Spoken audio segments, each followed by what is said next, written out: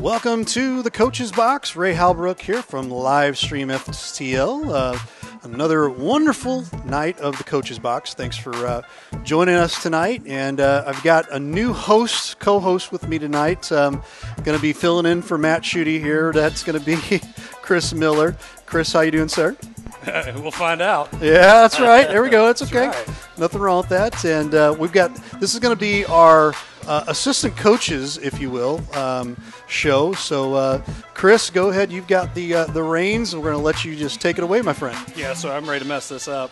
All right, so, we decided we're going to do a little show with our assistant coaches.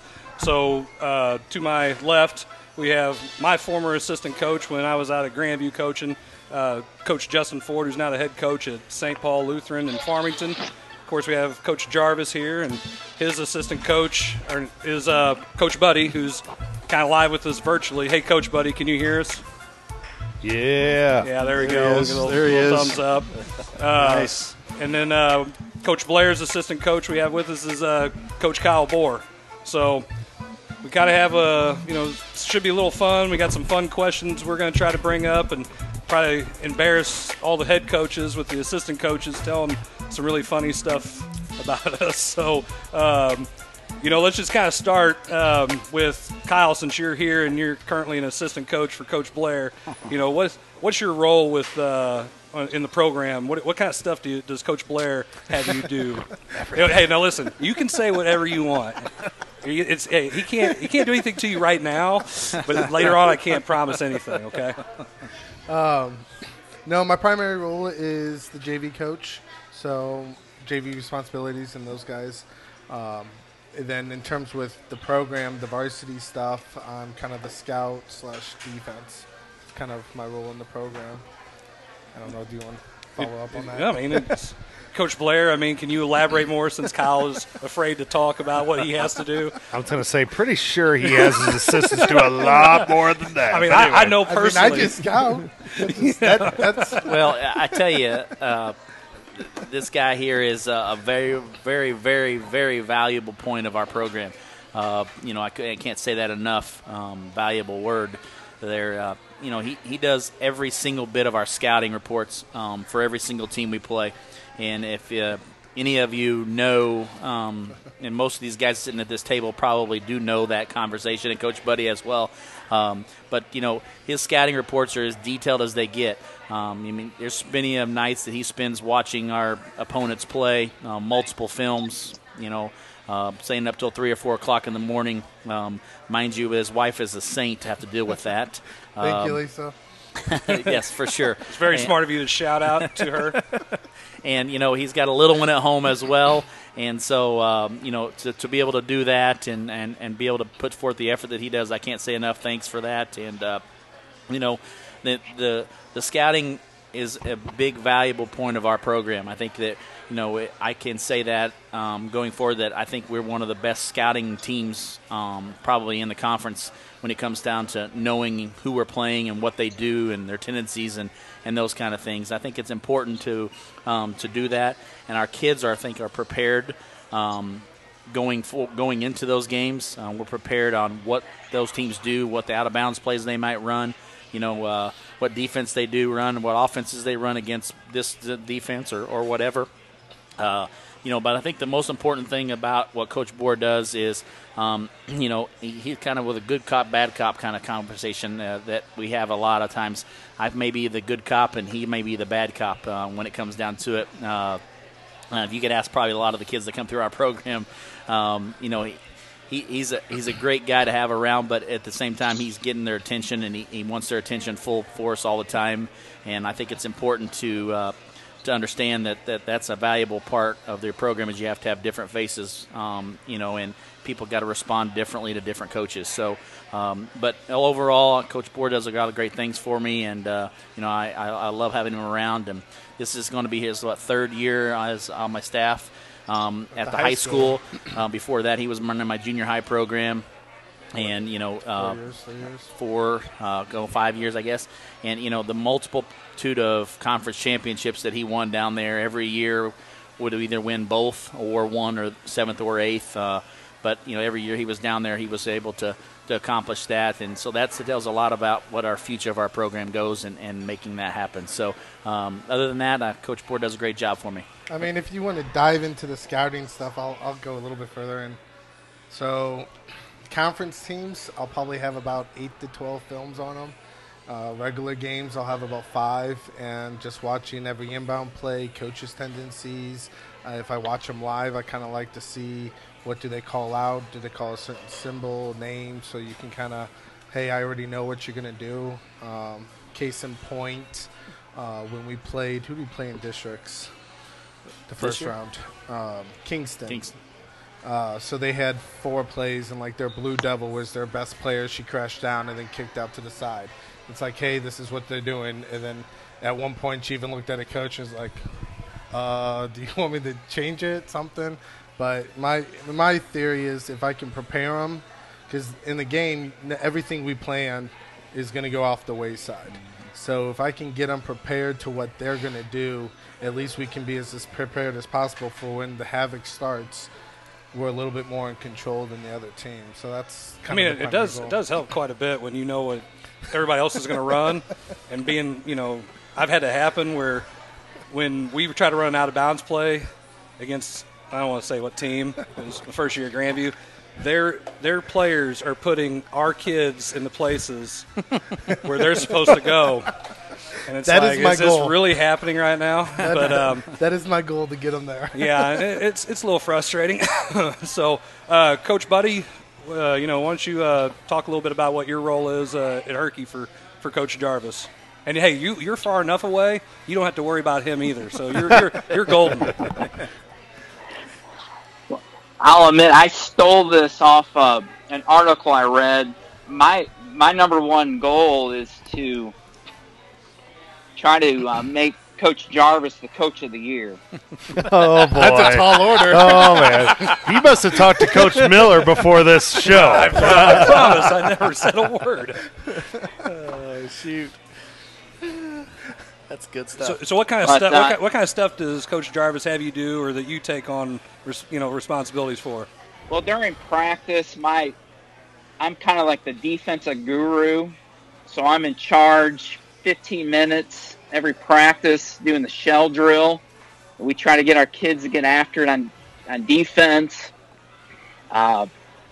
Although sometimes the results didn't show on the varsity level. We gave up 91 points to Farmington this year. Oh, yeah. So that's all my fault, since I was a defensive guru. See, a great assistant coach takes responsibility, too. I usually tell my assistant coaches it's their fault anyway. So, but I do the shell drill every day in practice. I try to get the kids fired up. I really think defense is important basketball. I'm a defensive-minded coach, and so I try to help Coach Jarvis with the defense. He's the offensive guru. Offensive guru. I'm not going to comment on that. I thought you guys' defense was great all the time. Jarvis, you have something to Another say? role I'm good at. I mean, they killed us, so I can't. Another role I'm really good at is. I was going to say, help me out, Justin. Let's say they killed us. I think you guys hung Coach 80 Jarvis, something on us. he likes to yell at practice, like any coach would, and sometimes the kids' feelings get hurt. So I have to go over there and put my arm around them and build their morale back up. And He's the good cop. head coach is the bad cop. Assistant coaches. We have to be the good cop sometimes, the yin and yang. Role reversal there. Oh, yeah. It's funny he says the yin and yang, because I was thinking that before this show even happened. That there's several times that Coach Budde, he calms me down a little bit. Hey, Coach, you probably ought to be quiet. Hey, Coach, or he'll grab me. He does a great job of that. But his defensive game plans, like I said in a previous show that we had, our district game this year, which was my first district win ever against Bourbon, and we were talking probably, it might have been 30 minutes before the game time, and we finally decided what we were going to do, and Coach Buddy's like, run a 32, put Isaiah up at top, he's going to cause some problems. Isaiah gets 2 fouls in like 30 seconds, it has to come out, but the overall plan worked, and caused problems. it really caused them some problems. Yeah. Well, and then we got Coach Ford, who he's a head coach now.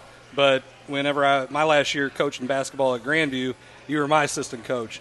So go ahead and feel free. I ain't gonna hurt my feelings, and it's your time to really get back and tell me, tell everybody the kind of stuff I had you do.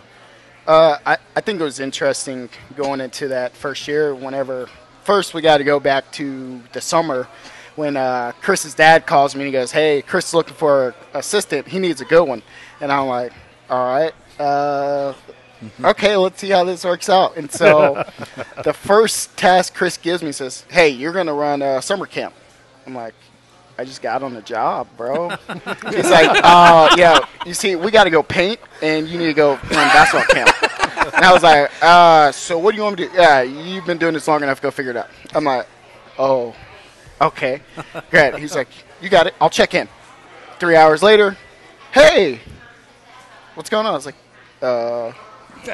"Camp, man, what's up?" "Got it?" I'm like, "Yeah, you've already left me now, so I got 4 more days of this." So if that tells you how the year went, it was a good learning experience for me, because whenever we had that discussion, and I'm a new assistant coach, I've never coached at the high school level before, and Chris says, "Hey, I'm going to prepare you for the next level," and the next level being the head coach. And I was like, "Oh, dude, I don't know about that," and he's like, "No, you'll be fine." And so the entire year was learning how to be a head coach, learning from 100 years of coaching experience between him, Coach Davis, and Coach Klaus. Most of those 100 years Yes, between Coach Coach Klaus. Davis and Coach Klaus. Right. Well, True, I'd say most of definitely. them were, 170 some odd years worth between those two. Yeah, and so it was an interesting experience. So then you fast forward to the season, and I was that one guy. I was the energy guy. I was the young guy, so I had to bring all the energy. I had to make sure I related to all the players because I was young, and these guys were a bunch of older guys. So the players was like, "We like Coach Ford so much better because he could talk our language." And so the days where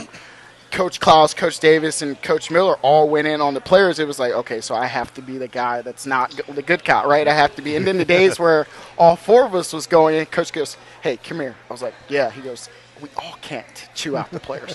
You have to be cool." He said, "Now I have to go be the nice guy." And I was like, "Oh, my bad." And he's like, "No, it's fine. Just remember, when you're doing this, I'm the bad guy. You're the good guy, and that's what you're supposed to do." And so I learned a lot. As Chris's favorite words are, the do's and not of coaching. And I was like, I did every single one of the do's not that he told me to do, and I did all of the opposites. And so, I don't know, it was an interesting experience. I learned not to text them at 3 a.m. in the morning without scouting reports, as much as they love those. Big game coming up, I couldn't sleep. I'm like, "Hey, this player's going to do this and that." And then I think it was just a cool learning experience that prepared me for being a head coach. And then one time Davis was like, "Hey, you're going to run the matchup zone." I'm like, "What?" He goes, "Yeah, you're going to do it." I was like, "Dude," I watched the video. I got on stage. You got a Hall of Fame coach staring at me. You got a coach that's been doing it for 12 years. You got another coach that's been doing it for 30 years, and they're just staring at me. I'm like, oh, I just messed it up. But it was good for the players to see that, we didn't have it all figured out. So that was my experience in a nutshell. And as Chris said, it was a partnership more than me being an assistant coach. So it was a pretty cool deal. I mean, I gotta give you mad props because, Justin was looking for an opportunity. I knew Coach Klaus was going to retire that next year. We needed somebody who can transition a little bit, and Justin did bring a lot of energy. He's being awfully modest. He coached. He ran AAU programs. He'd been doing that for several years. So while he was a new coach, he wasn't necessarily someone who didn't have any experience in coaching. But at the high school level, it was a little different. So when I brought him in and said, "Hey, I need you to run camp," to clarify what we were doing is painting-wise, we were running a work-study program, so I had to run it, and I'm like, "Hey, I know he can handle this." So, yeah, I dumped it right in your lap, and you took it, and I never had any issues with it. So, I mean, that was the great thing about it. And the whole time about Coach Ford, and especially, and this is why I knew, we didn't have enough money to pay him. He did it for free for an entire year. So the fact that he did it, I mean, it's just something that if anybody ever calls me and says, for job-wise, about Coach Ford, I'm going to say, look, you ain't going to find anybody who's more committed and dedicated than this guy. So I don't know who you got coming in. I don't care if they they've got college coaching experience or if they're an NBA player, this guy here, he can handle it. So, I mean, that's just something that I know goes a long way, and it's something that goes even further than the resume. But did I make him do a lot of stuff? Yeah, I sure did. But as he did say, and as I alluded to, and then obviously now he's a head coach of his own program because he left our program and became a head coach. That was my whole goal was to get him to want to leave and fly away from the nest and do his own thing. So, I mean, that's what you have to do with your assistants. I mean, Coach Budde's got years as a head coach experience, that he brings to the table to help Coach Jarvis. And I'm sure at some point, Kyle's going to want to go on and run. I know, Coach Blair, you don't want to hear those words. But, as an assistant coach, you're going to eventually get to the point where you're like, okay, I feel like I can maybe take the next step. And if us as head coaches aren't trying to prepare our assistants that way, we're failing them. And that's especially when they're young and not old like Coach Budde. Well, you brought up Buddy, you're not old, man. You're not old. You brought up Coach Budde, and he'd been a head coach. Here I get hired at Herky, and I've never been a head coach of a basketball program, and so I asked a ton of questions with Coach Budde that first year, and it wasn't the greatest year in the world. We won 3 games. We did beat South Iron that year, but anyway, hater. Yeah, I know that was the only claim to fame of that year for me was we beat South Iron and we won one other game after that.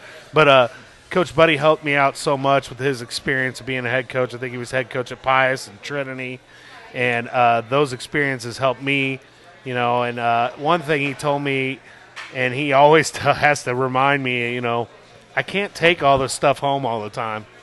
Sometimes I gotta, Coach Jarvis, this isn't your fault. Sometimes things happen and you can't control it. You need to just forget about it, come back, start over. And he always keeps me level-headed.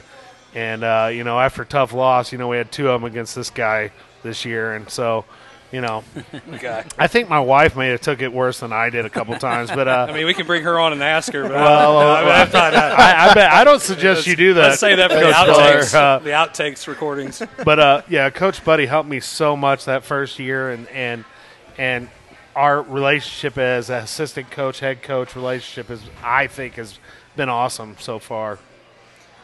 I mean, and that's what you got to have. There's a lot of give and take, and when me trying to help prepare Justin or Riley trying to help prepare Kyle when they're younger, then you have somebody who's new like you, and Coach Budde's bringing his experience to help you as a new. So I mean, it's the give and take that goes with it. Well, and I think Coach Budde, correct me if I'm wrong, I think I'm the longest tenured head coach he's ever worked with, and he's been at Hergy for 14 years, correct?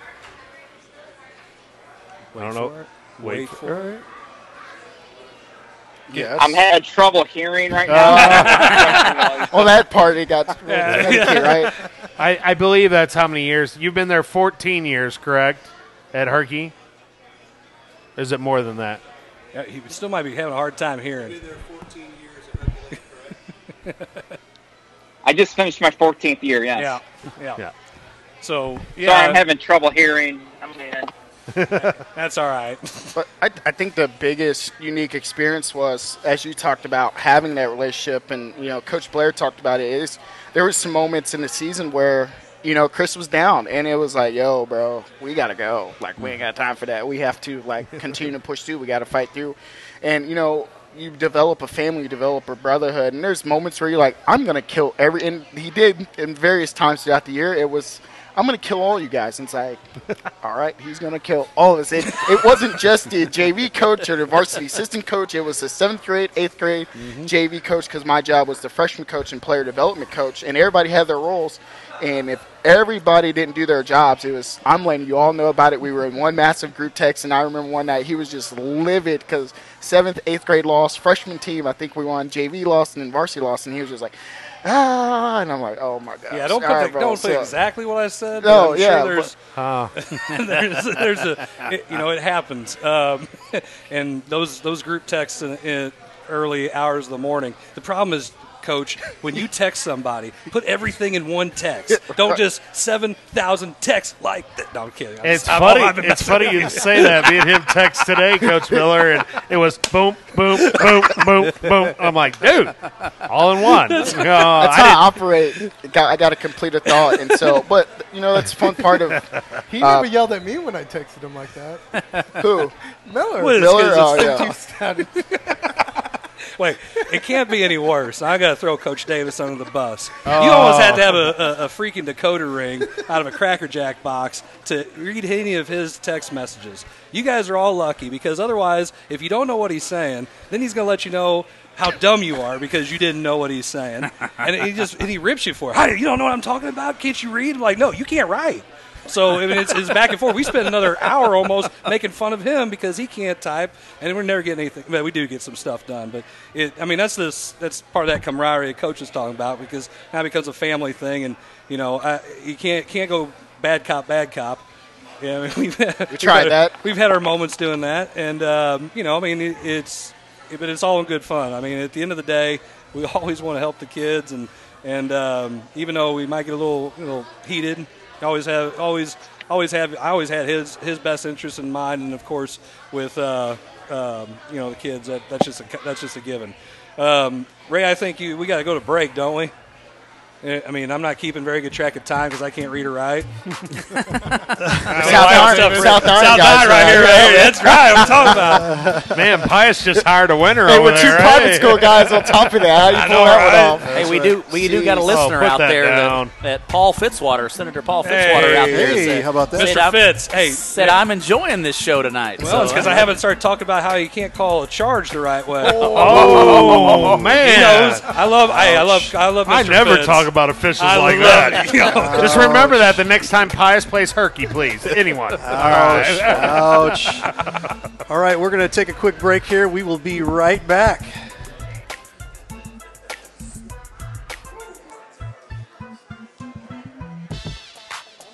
What you guys do for Jefferson County sports, it doesn't go unnoticed by the coaches in all sports. Yeah, all I appreciate sports. that. I have a lot of friends that are head basketball coaches, and I've been of course around Jefferson County all my life and followed all kinds of sports even before I got into the coaching. So what you guys do to help promote it with the kids is unbelievable, and we appreciate you guys. Yeah. For you guys to take your time and what you do is awesome. Just awesome. Yeah, well, we try, we work hard, and we think they deserve it. The kids deserve to be able to be seen, and if we can turn out kids in the community to better them, get them in college, and make them a better citizen, that's the key.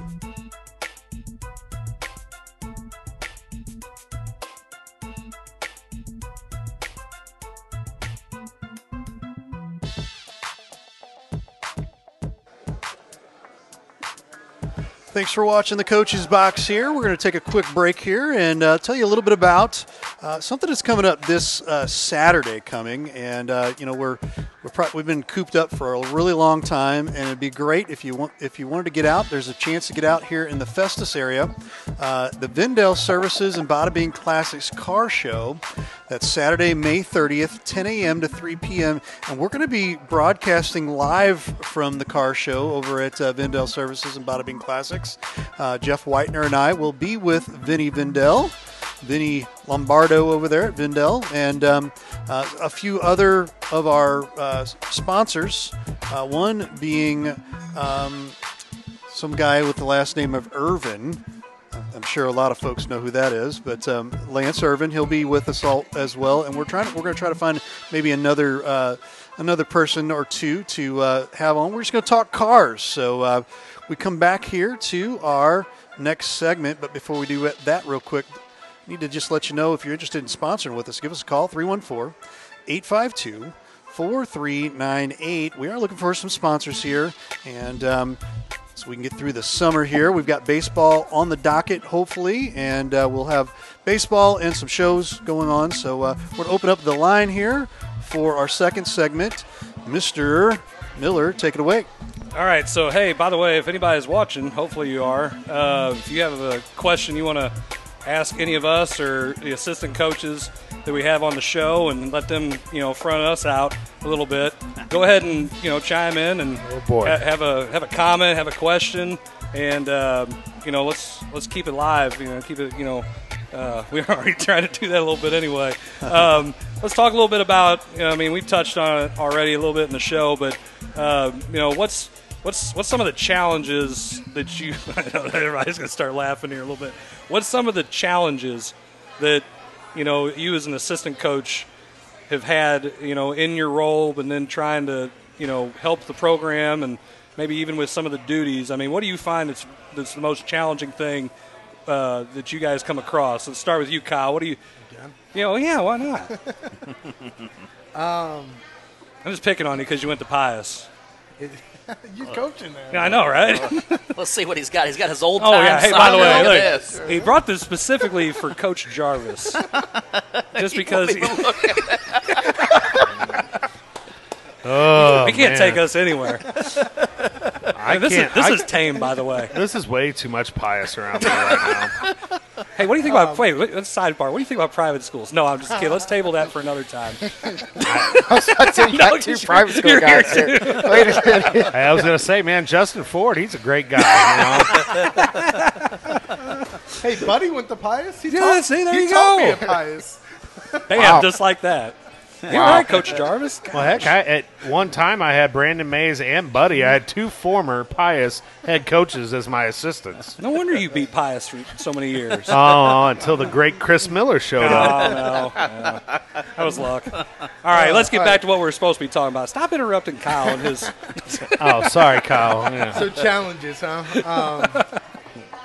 I'm going to probably say in challenges, probably in Jefferson County as a whole, we're not getting D1 kids coming through our halls. So we really have to push developmentals and earlier years. The girls' side's been fortunate to be pretty good for lately, but we've had parents who's coached them in 4th grade and lower in those groups.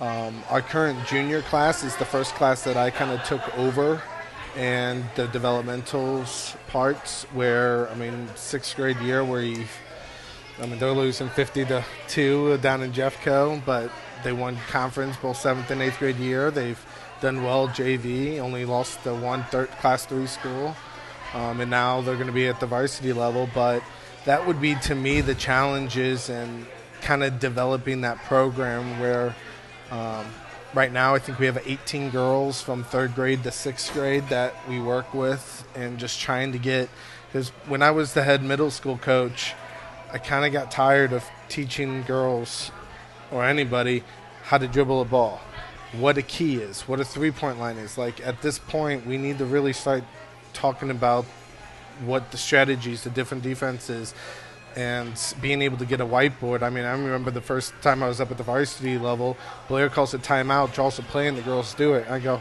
so that's how it's supposed to work. Because usually when I did, they're like, wait, where am I again? And it's like, never mind. The whistle's already blowing. So that's been our biggest challenge, is to really just trying to put that onto the mark. Unfortunately, our district, we don't have, people with lots and lots of money that can pay for private coaches and send them to this place and that place. So to make it affordable, but still not just be some random person coaching them. But that's been the biggest challenge. I know I'll bring up the Pius. I lost the state. I only took 3rd in state my junior and senior year, so my goal is to win state. My wife, her 2nd year coaching girls soccer at Webster, she won state. She likes to show me that ring, and that's always fun. But that's going to be the challenge, to win the last game of the season.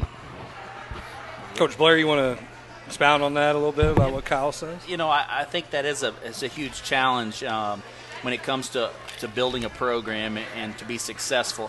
I think it has to start at the lower levels. You just got to really develop kids at a young age and get them excited about the game, and then keep them excited. That's another challenge that I think that when it goes a part of that is, At third and fourth grade, you can lose their attention span pretty quickly, and but keeping it fun, keeping them excited, giving them an opportunity to get out there and maybe play a few games here and there, but more importantly, keeping those fundamental things with some fun stuff involved. I think that's important, and I think it's maybe changed our program as a whole in the last 5 years. We've been pretty successful the last 5 years of having winning seasons the last 5, and I think that has to be a test to developing our program from the third, fourth grade level, and every year those kids are staying around and sticking with it. And by the time they get to us, we're not teaching what triple threat means. We're not teaching what try to have dribble between your legs or behind your back or make a chest pass or over the head pass and a correct way to do that. We're teaching some technique stuff that we want to challenge them. So we can do that more efficiently, and I think that helps our program and it helps us develop. But more importantly, that helps us play a better competition and compete with those better competition. And I think we've seen that in the last couple of years for sure, where we're competing with some good competition, and I think that helps develop it. Coach Budde, what about you? What are some of the challenges that you see? I'm having a little trouble hearing it. Is a question? Go ahead, Coach Blair. You're close. Challenges a coach in general, or is? I mean, as far as being the challenges that you see as an assistant coach. The challenges you see as an assistant coach, Coach Budde. I mean, I don't know if there's any challenges being an assistant coach, but in general, being a coach is tough, especially when you have a family. I was a lot better coach when I was single and not a husband, a father, so I could devote more time to it. I agree. But now that I have a wife, it's tough to balance. You feel you need to put basketball, but you have a family at home. It's a tough balance to keep that all in check. My hierarchy, it's God, family, school, basketball. I'm a math teacher as well, and last year I had 4 preps.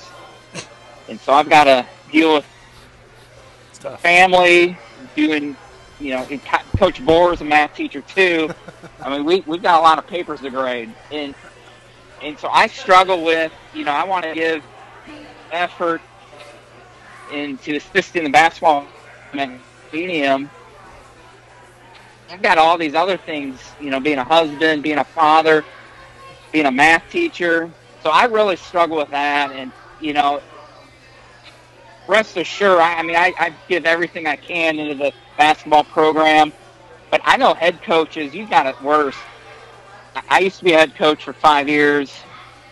You're up till 2 o'clock in the morning watching game film. You're dealing with so much other stuff outside of basketball that non-basketball issues is so frustrating. And I know Coach Jarvis can attest to that. I mean, we've got an old saying at Herky, it's, there's always something.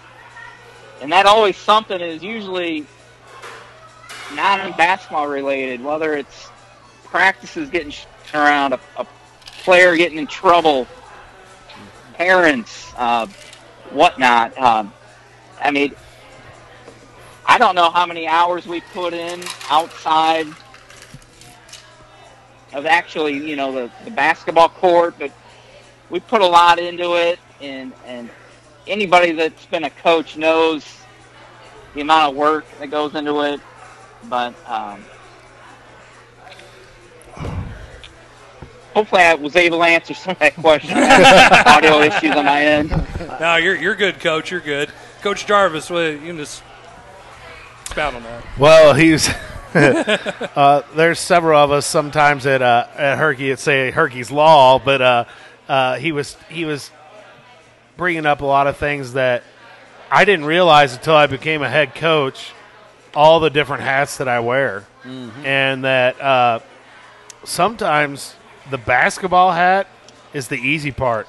The showing up to practice, the having the practice plan ready is the easy part. And like Coach Budde said, I've said this before on the show, I get paid to be a history teacher first. And luckily, I'm also a father and a husband. and all those things, and you have to try to balance that. And during basketball season, I probably average 5 hours of sleep a night, maybe, on a good week. And some of those things are hopefully – I mean, my daughter was at Festus this year. I got to see her play her volleyball team play twice. I saw her play 2 basketball games. So I don't know that everyone realizes how much time – and I'm not saying, oh, my God, woe is me. I'm just saying how much time that it takes to run a program. And even an assistant coach, you have a JV game. There might be like over Christmas break, Coach Budde might have a JV tournament and then have to turn around and go with me down to Park Hills for the Christmas tournament. And then we don't get home till 9, 10 o'clock. Then we're back at the high school the next day running the JV tournament and, then varsity practice, then going to a game the next day. And, it's hard to balance, a balancing act sometimes. And sometimes I have to get checked with that, Your wife may give you a check. Your kids might be like, Dad, I ain't seen you in 3 days. It's going to help a little bit. I mean, selfishly, my daughter's coming to Herky next year. It's going to be part of Blair's program, which I'm really excited about. And she's sitting right over there. And not watching the show. Not watching the show, probably. Probably watching something that interests her. Hopefully she's watching some basketball clips. But I'm hoping to see more of her games. And, as a head coach, I've become a little more understanding with that with an assistant coach. Like, when something comes up, I'm always, hey, if it's your family, you got to go. I mean, don't worry about this. I'll take care of the basketball. If it's something family-wise, you got to take care of it, go. And, that's just something that, he put it best. He said God, then he said family, then he said school, and then he said basketball. And I'm a football coach too, so then I got football right after basketball. So, there's a lot of hats you got to juggle as a teacher, a coach, and it's not just basketball coaches, it's all coaches in general. Mm-hmm. Coach Ford, some of the challenges you face as an assistant. So I'm going to pivot a little bit, and I think for me, and you can probably allude to this, I was a bigger fan of the mental aspect, from coaching, not only his mental, but the player's mental. How does an assistant coach balance, hey, that coach is probably going to take that player out back if he wanted to, and, you got to balance that, hey, coach, let me just step in and let me do that. And then that player trying to understand what is the head coach trying to get done, what does he need done. And, yes, the skill part is important, but we know that gap is there. And so my thing was, how do we catch him? How do we catch up?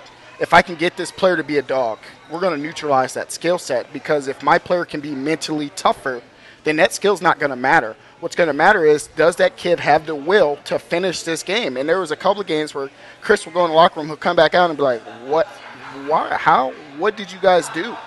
And then for whatever reason, the players stopped performing. Mm-hmm. Whether it's him or Coach Klaus, we'd be killing the team. Players would be zoned in. They'll come out. The players stop performing well. And so getting over that aspect of the mental, because the skill part, we're already here. And they're already high schoolers. So now we have to train them, and it's a lot faster to train them mentally than it is skill-wise. And so if you can get a player in their mind to say, okay, I know my limitations, I'm going to maximize on my strengths. And I think if we can do that as coaches, develop a mental skills training program, that's something that I've talked to him about. That's something that I put into our program at St. Paul, and we're slowly getting there to guys that we can do this. And we had Lusterville down this year in districts 19-12 before my point guard fouls out with 4 minutes to go in the second quarter. Lusterville was livid. Like, they were upset. They couldn't believe it. And we're over there like, we just believed. And our mental was, it doesn't matter who we're playing. And they were number 10 in the state, and we're like, hey, we're going to go out here and win. I said, because they're not going to believe that we can perform this. And at Grandview, I got the players to believe at a level. And Chris was like, I don't understand how you're doing that. But I got him to think, hey, this is what he's trying to do, but this is what you can do. And then we had tons of players. Zach had a great year. JT, both of those guys. And I told him, say, hey, these guys are going to be ready to go when you call them. He goes, what do you mean? I said, when you say ready, they're going to be ready. That's right. I said, how do you know? I said, because I'm good at this. And when they needed them, no, seriously, you can't be great if you're not going to think that way. I said, JT will be ready. Zach will be ready. I think if we had the full 3 years, we would have done some things, honestly, because we were preparing them for life after Kobe was done. And we had to start, and they were able to be around such a great player. And Yeah, but mental aspect is the biggest challenge, I would say. So I'll get off my soapbox because I'll talk for hours on the mental side of things. No, I mean, and it was great having Justin around because he would, I'm kind of a little old school, and sometimes I get set in my ways. And Justin always brought this fresh perspective, whether I wanted to hear it or not. But I always listened to him anyway. And I mean, there was always some great points that he would make that would help me see that different perspective. And he's right. He always wanted to talk about that mental part. And if you think that, I mean, because once kids get to high school, and Kyle touched on it, if they don't have the skill set, they are kind of limited. So now what can we do to get them over the hump, or at least so they can come in and do something for us, right, and not just get people to fill a uniform. So at that point, now we were trying to think, okay, this is what this kid can do. We know what he can do. Now let's try to get him focused up here and get him to do what we need him to do within our system. And we did that a lot. I mean, and sometimes I think the biggest challenge that I've felt, that is the fact that we do have kids who come in and they weren't playing at a young age, and so we always were trying to develop our kids, and hopefully by the time they got up there, they can do some stuff. And just to touch on what you and Coach Budde were saying, Jason, there's always something. I mean, it just seems like anytime things are going really, really good, you're just kind of looking over your shoulder like, okay, what's next? When's the next bomb going to fall? Or you're looking straight ahead and you're like, where's the iceberg, and and trying to shine a light out there. But it's one of those things. And my guys this year were, Coach Eddie, who's commented here, we'll read it here in a second, but he's a cop, and he was a cop in St. Louis City this year, and he told me at one point, he said, I feel more stress in coaching than I do working as a cop in St. Louis. And for anybody who doesn't read the news or get KMOV updates or something, it seems like everybody's getting shot in St. Louis here lately. It has been for a long time. So to have more stress coming to a gym and working with kids about coaching basketball than you do of doing your job that you could die from. I mean, it just says just how much of that is, Well, yeah. And one thing that I think helps us at Herky is me and Coach Blair, we have a great working relationship. Mm-hmm. I believe his assistants and my assistants all get along. Yep. And so we're there pulling for the girls. They're always there pulling for the guys.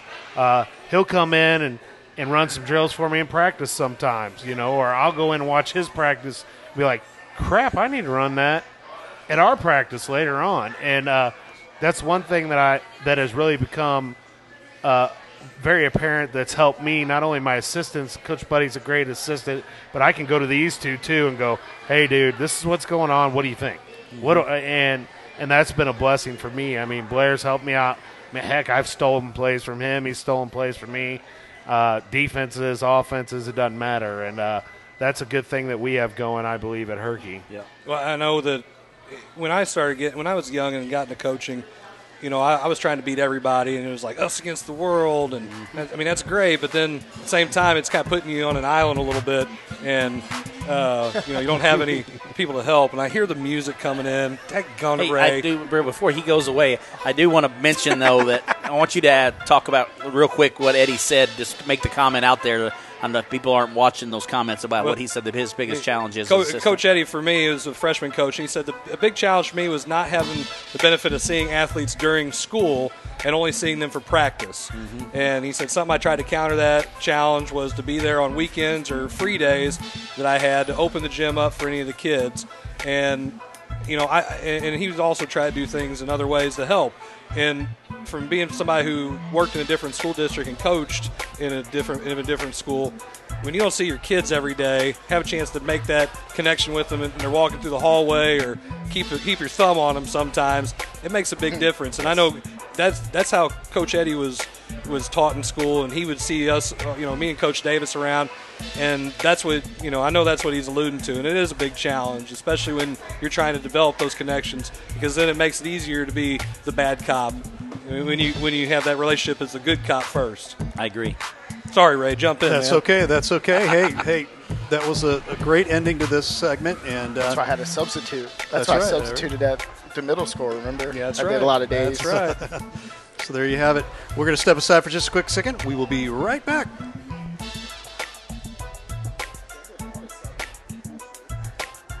Ray, and I'll say real quick, I really admire what you guys do with this. I think everybody who's ever tuned into one of these, whether it's a Legion game, whether it's a high school baseball game, whether basketball, football, whatever it is, I've heard nothing but tremendous feedback about Livestream STL and what you guys do and the quality of production, things like that. I would really encourage anybody who's involved in athletics throughout the county, or really anywhere in the metro area, anybody who's interested in sponsoring activities to get on board and get involved in this. I think it's added a ton to what we do here. It's added a ton to the program.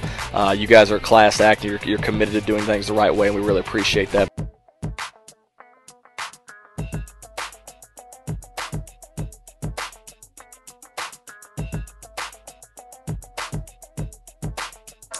And we are back here. Thanks for watching the Coach's Box, and let you know about a car show that we're going to be doing our Main Street Sports Show from this Saturday, May 30th, 10 a.m. to 3 p.m. Our show will be at 1 o'clock. We'll be over there with Vinny Lombardo at Vindel Services and Bada Bing Classics. 11 trophy classes, free food and drinks out there. I think they're even doing a swap meet that they've added to this also. So check him out. He's over there at Vindel Services at 301 South Adams Street in Festus. If you need some information on that, give him a call. Give Vinny a call. Vinny Lombardo at 636-638-2500. Don't forget also, if you're interested in sponsoring with us, you give us a call, 314-852-4398. Check us out on our Roku channel. We're out at Facebook, YouTube, Twitter, Twitch, Periscope, Instagram, and on that Roku channel. If you're interested in that Roku channel, this is how you get a hold of our Roku channel. You go to videos.tkdssports.com. It's $4.99 a month. Price of basically one high school game, so pretty cheap. And you get it all month, so check that out. As we move into our final segment here with all of our assistant coaches, we've had a really good conversation with all these assistant coaches, and we appreciate them all being here. So, Mr. Miller, I'm going to give it back to you. Take it away, my friend. Thank you, Ray. We usually have some stuff written down that we want to kind of go over our show notes and things like that. Sometimes I just like to call an audible and change the play a little bit, but Omaha. Hey, he golfed well. Hey, my boy Tom Brady in his shot while ripping his pants and having his mic falls off just shows you what a champion has to do when he aims. That's the only shot he had. So what? It's all you got to do. Hey, it's the one of your. Have you watched Tin Cup? Did you not see the end of 10? That's right. Grip and rip it, baby. That's what you gotta do. You lost me at Brady. That's all. Hey, you remember that time I came to your house and we watched the Super Bowl? You lost me at Brady. Everybody's rooting for the Falcons. Everybody's joking. How about your That's Patriots? why you've never been invited back. 28-3. That's all we have to say. 28-3. March 28th is my favorite day. Anyway, see how Still things talking? audible. All right, so No, you just jump in. I think it's funny, being you guys as friends, and it's like, okay, I play Pius, I play Herky, and it's like, hey, what'd they do the other night? You'd be like, I don't want to talk about Miller, blah, blah, blah. And I'm like, and it'd be like, Jarvis, blah, blah, blah. Like, all right, so can y'all just give me a scouting report? Because I didn't just beat both of you guys in the same night. So can you just give me the information? But I think it's fun being everybody's friends and you're chill because it's like, they're going to say the same thing to each other's face. So, Well, mine was pretty easy this year. Hey, he put Riley on Jordan Duncan, and that was the end of the story. yeah. Right? That didn't work so well for me. Jordan went off for 30 points in that game. I'm like, oh, my gosh. I tell my players, hey, this is what I need you to do. And it's interesting being an assistant to a head coach. And I said, hey, don't let that player do that. Now, I could get players to do this as an assistant. It's interesting. As a head coach, the player's like, no. As an assistant, don't. It's weird. And seriously, I'll say, hey, go do this. And I'm like, okay, I got you. Head coach, don't let Jordan get started with 3 threes. Hey, what'd you say? Jordan goes for 4 threes in a row. I'm like, that's a wrap. We're about to get beat by 60 on live stream STL on top of that. So yes, you were. I remember that. And I love it. I'm like, in your defense, we were lights out for that. I don't know why, and I wish we could have played like that more often. But that game, everyone scored, but I think 2 people. One of them was my son. But everyone scored, but 2 people who's sitting right behind us here on the roster that night. So I mean, it was just one of those nights. I mean, because I kept telling the kids, dude, Justin Ford's going to have them ready. He is pumped. I'm sure those kids are pumped. He's suited up. He's ready to go, man. I was suited up. I definitely suited up for you guys. Hey, now that Hassel's gone, best dressed right here. Tri-County area. I'm aiming for it. But it's interesting because, and it's serious, I'll say, hey, Coach Miller was like, I told you to do this. And they're like, I'll be like, listen, this is what Coach wants done. You got to go do it, so you got to go back in the game and do this. And I'll be like, all right, they'll go do it. And he'll do the Miller.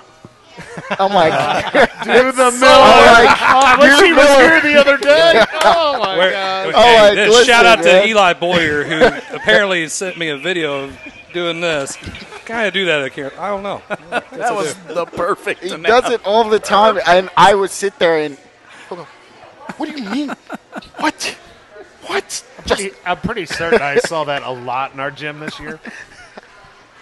Oh, not against us, but against other teams. Yeah. Which brings up kind of the next topic here, and I know with Coach Budde and man, we got somebody jumping in here. That's Coach Budde. Coach Budde, get off the phone. They're not letting me talk to anybody else. We lost him there for a second. Yeah, he's back now. Okay. And everybody here, and even Kyle being one of our friends here, what's it like coaching against your friends? It's coaches. When your friends are coaches, and now you got to, and I know personally what it's like, and I was kind of alluding to it before Ray hit the music on me. Sorry. You're when you're young, it's like, okay, yeah, I'm gonna beat everybody here. It's just me, and and you kind of have that mentality. I just wanted to fight everybody. Mm-hmm. What I found was when I called somebody for a scouting report, they didn't give it to me because I was kind of being a jerk, or I'd act like that. And as I've gotten a little older, as competitive as I am, I'm pretty much open. I mean, I think you guys, hell, y'all probably know all of our offenses and stuff because I think sometimes you run them. And I know that for a fact. Everybody knows the flex, but even other stuff. I thought he was talking about Carolina. Yeah, Carolina, Tennessee. Yeah, so you guys are all. But what we get at is we all share. We all share a lot of information, but then we have to turn around and play each other. Yes. Yeah. And then what happens is now you got to turn off almost like you got to turn off. Okay, I'm your friend, right. And now I want to whip you. Right. And now you got to zone into that. And well, then it makes you feel better. I still want to punch you when we play. I don't expect anything less than that. This year I wanted to punch you twice. That's so funny. And hey, my wife Terlin wanted to punch you more. I bring out the best in everybody. But he's got that clipboard under his arm, so you got to be careful. He does keep that clipboard, especially when he's mad. I'm like, what's he doing with that clipboard? He's like, and I'm like, calm down, Jarvis. He's like, no, dude. He's like, can you? I won't go into it. But he's like, can you believe this? And I'm like, yeah. So what's it? We'll just start with you guys. Just somebody jump in. What's it like coaching against your friends and then having to deal with it before, during, and after? I'll start. I bet you will. I got one, and Coach Breeze isn't much for Facebook or that kind of stuff, but he coached me on a little select team back in the day, and he'd always tell me not to shoot because I like to shoot. So going against Breeze, we worked together at Crystal. He was the boys' coach. I was a girls' assistant. We were really good back then, and so it's hard for me when I play R7 or back when he was at Crystal because that feeling you're talking about. Gosh, I want to beat him, and he knows it. I'll say it. I ain't afraid to say it. I want to beat him, and so that one's a little difficult. Some of my, Justin and some of my other guys I coach with that I'm good buddies with. It's not as difficult. There's just that Breeze has that. He makes me, and I love him to death, and we help each other out. But man, when it's game day, and he's the top of my list on when it comes to playing each other. That I'm like, man, I got to get him. Come on, I got to get him. He knows my brothers really well. I know his family, their family. They all I had relatives of his as teachers, and so it's a good thing. Sometimes it can get heated, but usually after a week or so we're back to normal. I think it's funny. My wife takes it a lot worse than I do. A lot of times she was fired up at Miller after our game, and sometimes your buddy's just better than you at that point in time, and you just got to accept that. Mm-hmm. And this year was one of those times with Pius. I was just like, well, Pius is better than us. There ain't a whole lot I can do about it, and hopefully that ain't the story next year, but it's always fun. I love, but there's some coaches, I'm not going to name names, but there's other coaches that as soon as you play them, you just, it doesn't matter win or lose, you still just, and I don't have that even Bruce down at St. Vincent, I want to get mad at him, but dude, he's a likable guy. So hard to get mad at Bruce. It's hard to get mad at Bruce, and I got a pretty good relationship with most of the guys in the conference, and it'll be interesting. Crystal added Phil Tessero. Many probably know him as an insurance agent, and I got to work with him. He was during my time at Crystal, so I'm glad. Lee Richardson was always fun. I mean, he got me this year. I got him last year. Then he left. I'm like, well, really? You're going to leave now? And, it's always fun going against guys that you can have some camaraderie with. Sure. Coach Budde, can you hear us on this one? What's it like coaching against your friends? Even being the JV coach or when you was a head coach. What was it like? Again, I'm having trouble hearing.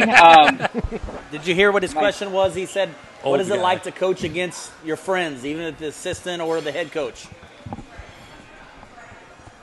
Well, one of my favorite coaches to coach against is Coach Valeroy in St. Vincent. I mean, he runs the whole show down there.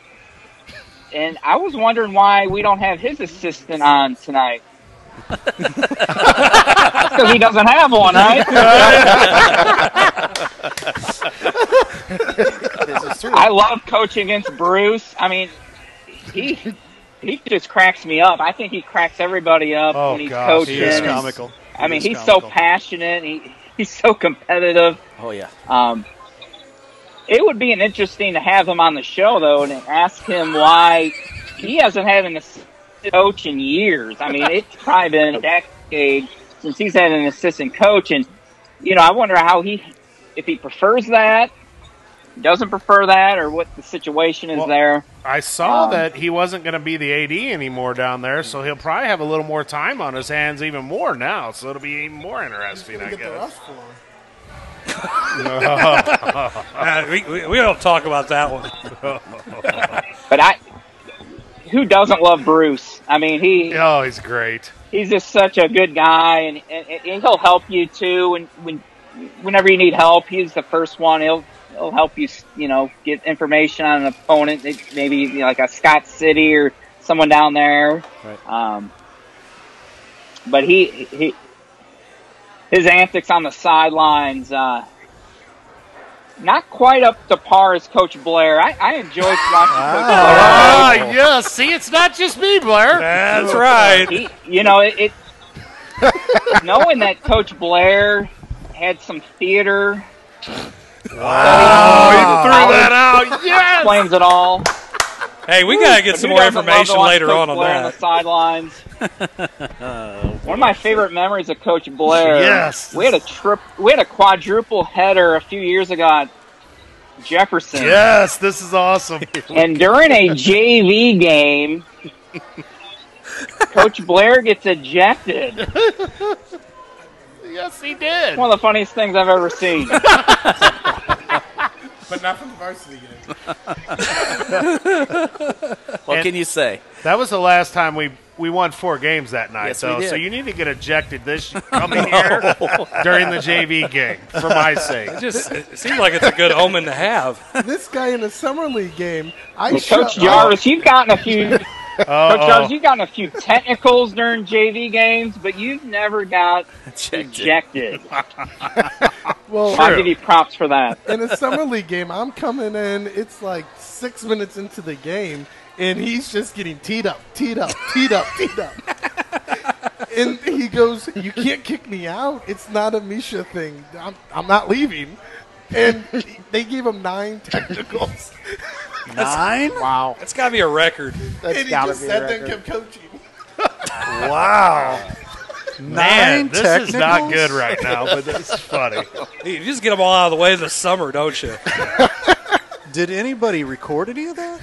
That's No, what I sir. wanna know. No, sir. There is no There is proof. no in proof of that any of that. this is. I will Unbelievable. I will be honest. I did awesome. get kicked out of a summer league game, but I was the only coach there, so they had to make me. Versus So I got to stay there. I was what? Yeah, I Versus did. It was Yeah. going I was against against us. them. Yeah. He just looked at me. He's like, "Can you believe this?" I was like, and you know what's funny is we were given. So when you talk about coaching your friends, and it's Oh. interesting.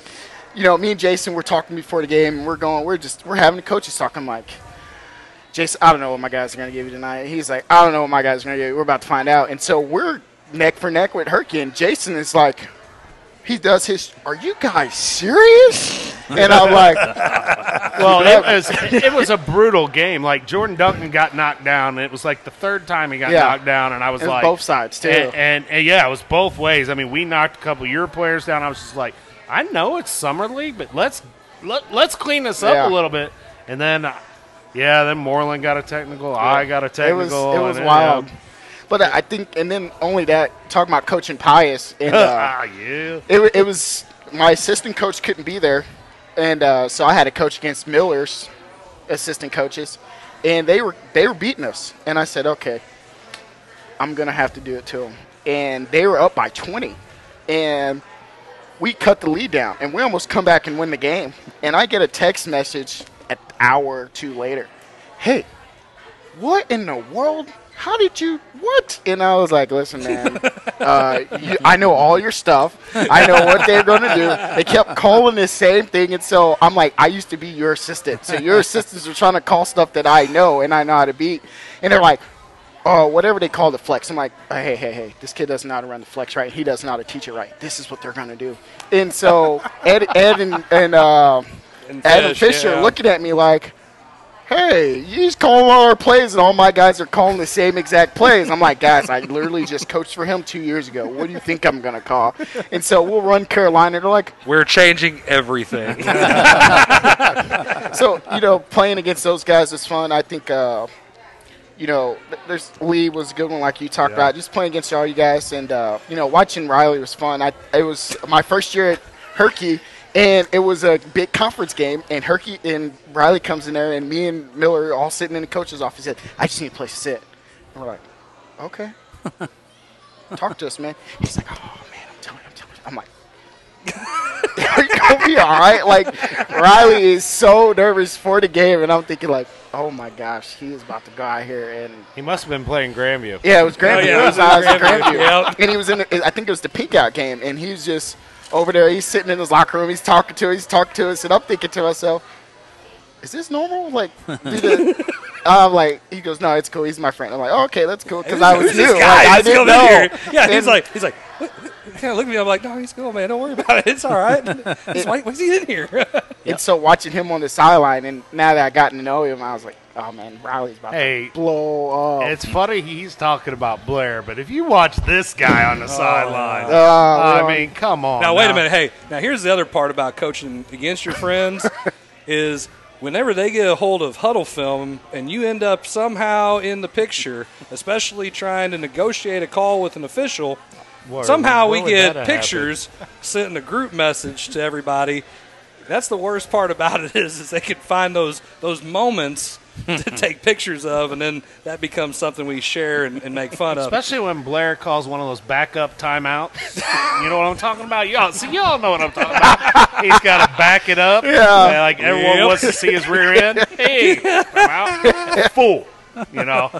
Oh, yeah, with the tapping of the feet while he's doing it. But one question that Matt Schutte, who usually MCs our show here, says for me and all of us, has there ever been a Herky girls game where you were legitimately concerned that one vein in Coach Blair's forehead was actually going to burst?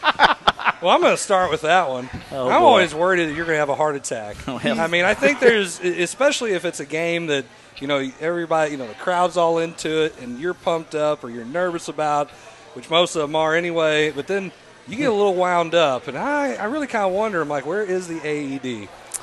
It's right outside that door there. So we're and hope Trust me, I all hope my Borror coaches is know where CPR that's at. certified too. But the thing about Riley, and he's been a great help to me because I go watch our girls game, and I'm sitting there, and it was his tournament, the Del Run Classic, and I'm sitting there talking to him. I'm like going back and forth, and he's real chill. And then next thing you know, it's getting closer to game time, and his mood starts changing. I'm like, he goes, hey, I got to go get ready. I'm like, all right, so I'm watching him in the game, and he goes this 180 where he was super cool, collected. I was asking him all these questions on the sideline. He's like, are you kidding me? And, like, I'm just thinking to myself, like, is this the same coach I was just talking to, like, 15 minutes ago? I bet I could guess who maybe one of the officials were. I'm not going to throw it out there or nothing. But, that vein really gets going sometimes. And I got plenty of videos, if I look through my phone right now, of that man right there coaching, because I go to his games to get entertained. Well, period. I can't wait. And as a JV coach, I don't do a good job keeping them mellow because I'm just as wound up like them. Yeah. When I was there's videos they has when I was the 8th grade coach of this incoming junior, they had the phases of Borror. So I always wore a tie. So it's like, all right, that's him normal. Up, then the first button comes undone.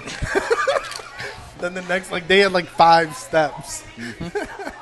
Well, and that's the reason why I don't wear ties is because I think the last time it was probably about 5. It was probably my 4th year in coaching, and I was having a really, really, really bad year, and I used to take that thing and it got caught in a knot, and I almost choked myself trying to get it off while I was on the sideline. So I was like, we're going polo collars from here on out.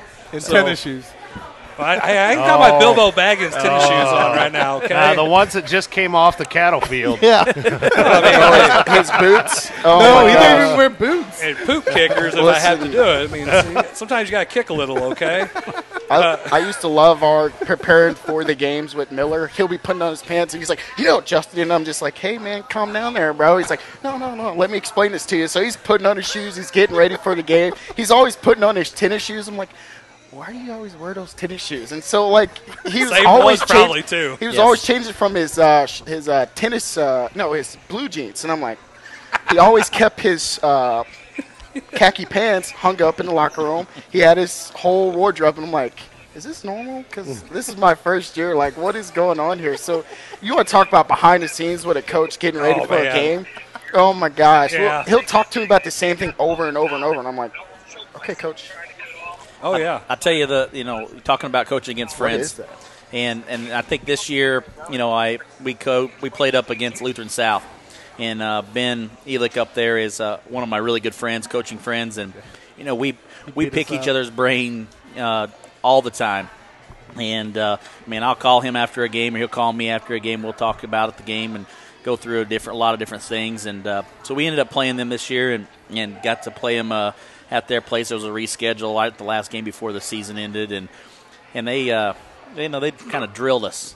They played a really good basketball game. Actually, they shot really, really well, and some kids that don't typically shoot well shot well, and so after the game, I'm still pretty heated. We got beat by 30, and we shouldn't have got beat by 30. I thought we were a pretty even match team, and so I still wasn't very happy. And he comes up to me and he says, "Hey, Coach, you need my scouting report for you from the game tonight?" And so, between him and I, we shared each other's scouting report. I gave him our scouting report against them, and he gave us theirs. And it was a good learning experience for me to see what other coaches' scouting reports said about your team and what your tendencies were, or what each player was, and vice versa. And I think that's an important thing when you're coaching against friends, is not be afraid to be able to share that stuff to help each other.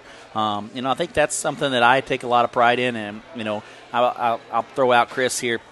There's many of nights that I'll give this guy a phone call and say, "Hey, man, you were at our game, or you watched it on Livestream, or whatever, and what do you think? What did you see?" And he'll shoot me straight. He'll shoot me straight, and I think that to me just helps me develop as a coach. but it also helps my players, and that's the most important thing. Is he's not just about himself, about his program. He's about helping the kids. And when he sees stuff, he talked about it a little bit with Paige Fowler this year. Hey, she needs to do this and she needs to do that. And, I wasn't afraid to tell her. And well, heck, I went and told her. I know you did. I was going to say, I saw her at school a couple times and told her some things. I'm like, come on, Paige, But I think that's the important thing about it is we all are here for the right reason, and we're here to help kids. And, and if we can feed off each other and help each other. I mean, when we play each other, yes, it's me against you, and it's our program against your program. But at the end of the day, we're just trying to develop kids and good human beings. Your buddy at Lutheran South's a lot friendlier then, because I've never had any of these guys give me a scouting report. We never asked for one. I've never had them give one, offer one, or, That's been the fun thing, because, even for me, it's been all the coaches that I know. It's like Zumwalt, Seckman, Notre Dame, Lutheran South. So it's not a conference game. It's not a district game. So win, lose, I want to win, but it's like, okay, I'm not going to lose a lot of sleep as if I'm, losing to Grandview for the second year in a row. And that is so true. That part is funny. Now, I'll give a shout out to McVeigh. He's became kind of closer to us. So it's going after R7 might be a little bit harder. But the hardest game I've had was a team dropped out of our JV tournament, so our C team had to take it. And we put them on the bottom bracket. We played on the top bracket, and hopefully we weren't going to see each other. Well, of course we had to see each other. And, I talked 2 days with my wife just in complex. Do I go after them like it's a normal game and just beat up on these kids? And then, but this is our future, and it's not just that. And it's and then with Coach Duncan and this, and that was probably the hardest mental game for me to coach, just because of all, that relationship and this and that. Well, I think one of the things, personally, I feel like I can bounce ideas off of anybody here sitting at this table. Right. And, as much as, if you never asked for a scouting report, I'd tell you. But here's the funny part. There's a lot of times where I told your kids, just in general, little things when I see them, especially, and Jordan was such a great kid to talk about, talk to. And I've told him before he's played other teams, this is what you got to do. And maybe hopefully that's okay, but I was always trying to help the kid anyway. You should have told him to shoot more against Crystal. Wait. But anyway, go ahead. I tried to find out what I said. I always asked him what's the scoring record, for a game, and the first time I asked him, I don't think he knew, and I said, you need to find out because that's what you got to have tonight. You need to have that, and not because he needed to be a selfish player, but he was that good of a player, he could do that. And I always thought he should just elevate his game and turn it on.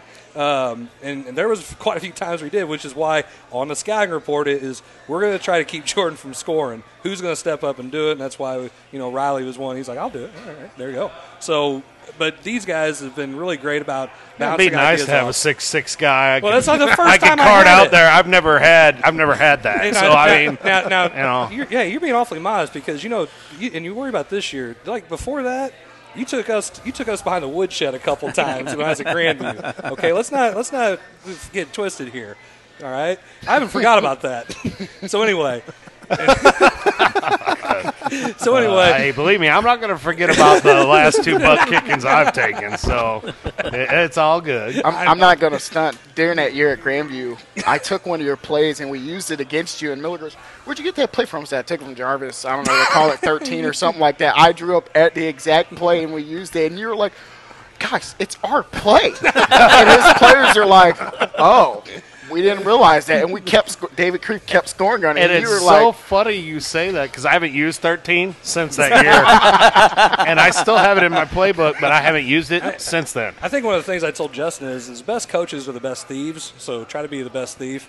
No, but with you guys, especially, I don't like to allude to it too much, but, after winning the district championship and we had the opportunity to, move on, now you got to start scouting and – it was really great to have, you guys step up and really want to help us and help scouting. And, big shout out to you, Kyle, and Justin especially to do that because, you guys are, I know, right? So, it was great. It was great to have the ability to do that. and just to have more eyes looking at plays and looking at film and things like that. And by the way, Coach Eddie says the best part about being an assistant for me is my reaction when you sub the wrong kid in. He said he don't want to go into details. I mean, it's probably because, we can't use that kind of language at times. But I was very adamant about making sure, and it's still only because, it all runs downhill. Coach Davis was really great about, subbing. So I'll just tell the story. So one of the first things he said is, you're going to sub. And that was that first year, and I was coaching Coach Eddie. So the next kid in is going to be either a freshman or sophomore, and we weren't very good. We were terrible. And he's like, go get him out of there. So I'm like, all right, Sam, go get him. Were you putting him in? Are you kidding me? All right, well, here, go get him. You're putting him in? And then after a while, it's like, Coach, I only got like 8 kids here in total for the team. You can't put anybody else in. So then I felt that I might disagree a little bit, but I always trust that my assistants had great ideas as far as subbing, and if they didn't, I was going to teach them how I wanted it. Hopefully, they'll get to that point where they figure it out. But yeah, that is true, Coach. I'm really mean about when you sub the wrong kid in. And on that too, Jason, I think for me, most of the kids that I played against, I had during the summer, so they knew how I coached. They knew what to expect. They all came ready to be like, yeah, we're just going to be coached for it because they knew, So for like Crystal and some of the kids from Jefferson and Herky, a lot of those kids, Grandview, all those kids have been around me in some shape or form. So Reuter and Isaiah and a couple of them were a little excited when we went down there to play against you guys. They get, because they played a little bit for you in the summer. So then they're like, great, we get to go down and see Coach Ford. Well, the best thing is when you tell, and I know you've used it before, is when you say, Coach Miller said this about you, and you try to motivate your kids or things like that. And, it doesn't take much sometimes to get them going with stuff like that. But I'm going to kick it back to Ray. I think we're going to kind of call it a wrap. Real quick, though, I want to thank you guys for being a part of the show. Coach Ford, Coach Borror, and Coach Budde. I know Coach Budde is, couldn't be here, but hopefully, he's still kind of with us a little bit. He's still with us a little bit. Before we wrap it up, I think we haven't touched on a funny story about Jarvis yet. We talked about funny story about me, funny story about you. Oh, gosh, you haven't. So I know Coach Budde's got a funny story. Got a quick one, man. So, Coach Budde, do you have a funny story about Coach Jarvis and his coaching style or anything like that? Oh, crap. Oh, where do I begin? Oh, man. Next week's segment. I'll try to keep this as PG rated as I can, but he gives some really good butt chewings at halftime. And where our locker room is, we share the same locker room with the girls. I wonder how many people down by the concession stand area have heard any of Coach Jarvis's classic halftime butt chewings. They are classic. I mean, I envy him for that. He's got a knack for that. Well, it's worked a few times, and sometimes it hasn't worked. But, yes, I do enjoy a halftime. I don't enjoy it. I look like the vein on his head usually. But, hey, Coach Budde says that. But if you ever seen Coach Budde get upset and stomp the feet, that's the kids enjoy when he gets in on the defense. I think I've only seen that about one time. And I'm like, Coach Budde's mad. Holy cow, is that even possible? He's mad. So, yeah, I understand that. All right, Ray, we're kicking it to you. Absolutely, and that thanks JV game, he so got much. upset because it was a neck for neck. Oh, he's still yapping over here. He's just going to talk it up. I got a way to fix that real quick. I just turned him off real quick. There it is. Hey, thanks so much for watching the Coach's Box tonight. Thanks so much for all of our assistant coaches being here, and I want to thank Joel here for being nice enough for us to be able to come here and have our show here at La Pachanga. So if you're in the mood for Mexican, come on out to La Pachanga in Herculaneum. For Ray Halbrook and all of us at Livestream STL, have a wonderful, wonderful evening.